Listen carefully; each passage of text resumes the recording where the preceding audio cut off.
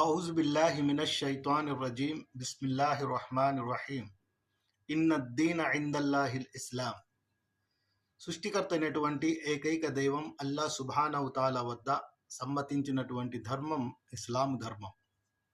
ఇస్లాం అంటే సిలిం మరియు సలాం అనేటువంటి అరబీ మూల పదాల నుంచి ఇస్లాం ఏర్పడింది. అంటే ఒక మానవుడు తనకు తానుగా తనను సృష్టించినటువంటి ఏకైక దైవం సృష్టికర్త అయినటువంటి అల్లా సుబ్హానహు తాలాకు తన జీవితాన్ని సమర్పించుకోవటం ద్వారా పొందేటటువంటి శాంతినే అరబీలో ఇస్లాం అంటారు. ఇస్లాం అంటే శాంతియుత జీవన విధానము.